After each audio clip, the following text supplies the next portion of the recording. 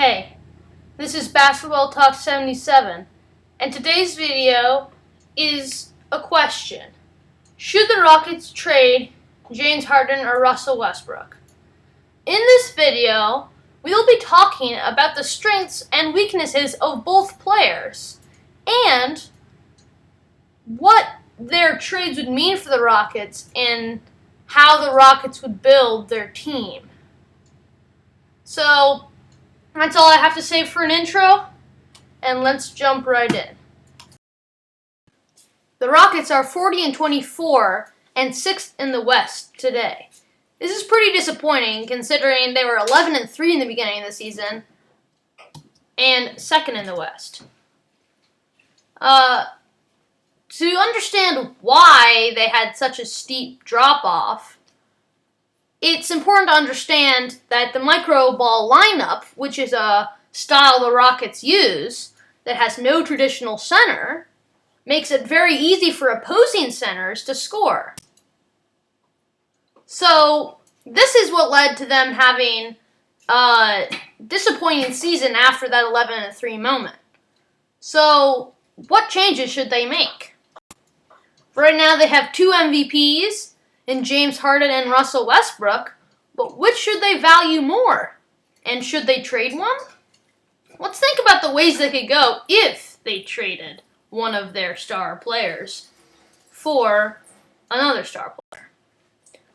They could either go back to the traditional model, which would be trading Russell Westbrook to whatever team for a star that could become a secondary star to James Harden, or at least a star around James Harden's caliber that is good enough on defense that the Rockets can be a pretty good defense, pretty good offense team. Or they could do the 7 seconds or less Phoenix Suns model with Mike D'Antoni, where they trade James Harden for another very good offensive player and create an extremely potent offense, but little defense. So, whichever way they go, they'll have to, or at least for those 2 ways, they'll have to make some trades. And so, to decide which way to go, or to decide that they should do neither and keep both stars, then we're going to have to look at their games and their statistics. So, let's do just that. So, whose statistics are better? Well, on the surface, it looks like James Harden's statistics are better. He leads in points and assists when it comes to comparison of the 2, along with just blowing out Russell Westbrook when it comes to three-point percentage. Russell Westbrook's adversity when it comes to the three-point ball is something that we'll talk about later. But strangely, Russell Westbrook is leading in field goal percentage overall, despite being one of the, at least being known as, one of the worst shooters in the league. Then, of course, above their names is game score, and James Harden leads in that. That's just a measure of how good you make your team, or at least how much you change the score when you're in the game.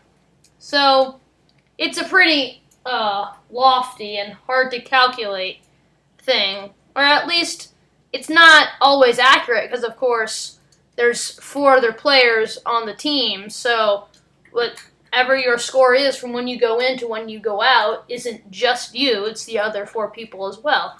So it's not a perfect statistic, like all of them, so we can't completely rely on it. Anyway, it's still a good thing to look at. Now, let's dive deeply into Russell Westbrook's game and see what makes him so good, but also what his weaknesses are. Russell Westbrook is one of the best slashers in the league, which is a player that gets inside the paint and shoots a high volume of layups. He's also okay at defense. However, his cons are a lack of shooting and a lack of versatility. he is horrible from three-point range, going only 25.4% from that area. And he also isn't able to do many things like post up and, as we just mentioned, shoot. He is simply a slasher. And in the age where even big men like Bam Adebayo have to be able to shoot the three ball, such a limited player is not always a very talented one. However, Russell Westbrook's acute ability to slash provides an opportunity to create an extremely potent offense. Let's see how. Let's look at this game against the Celtics. As you can see, there's an enormous amount of space in the Rockets' offense because there's so many good perimeter shooters on the court that make it so the defenders have to come all the way out to the three-point line to defend them. Of course, some of them are helping off a little bit, but they're always pretty close to their offensive assignment because they know that that open shooter could knock down a three at any moment. So, although this play didn't happen, it could have. James Harden could pass the ball to Russell Westbrook. Russell Westbrook, as we've already mentioned, is an accomplished slasher, and he'd get right past Gordon Hayward into the paint.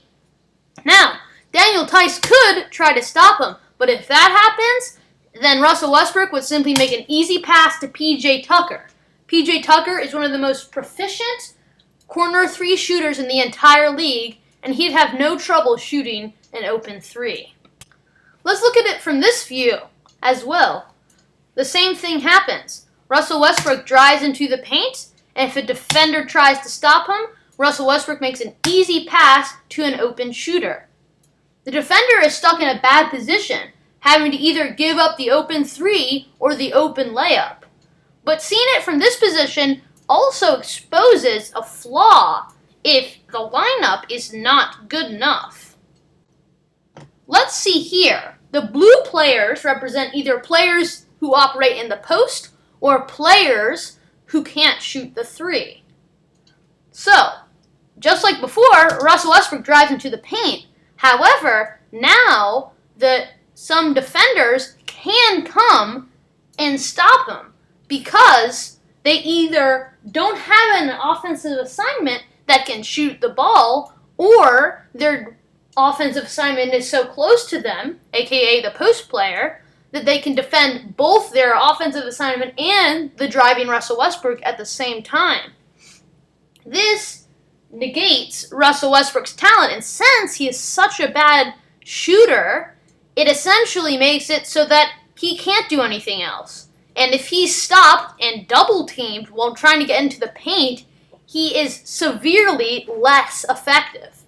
Nevertheless, if he's given a good situation, like the one he's with the Rockets, where everybody can shoot, then he can have lots of success. However, we have to keep in mind that even if we get a post player, that post player must be able to shoot, or else Russell Westbrook will be wholly ineffective.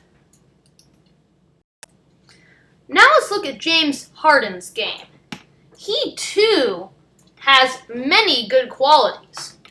James Harden is an amazing scorer and has an unguardable move, the step back, which we'll go into detail with later. However, he too has his weaknesses, as he has a large amount of isolation moves, and a lot of his threes are unassisted. Not to mention that he is a slightly below average defender, and although he has been improving, it still can be a liability at times, as he simply expends so much effort on the offensive end. However, it's improved over the years, and therefore is less of a con than it was once. James Harden is also an analytical miracle.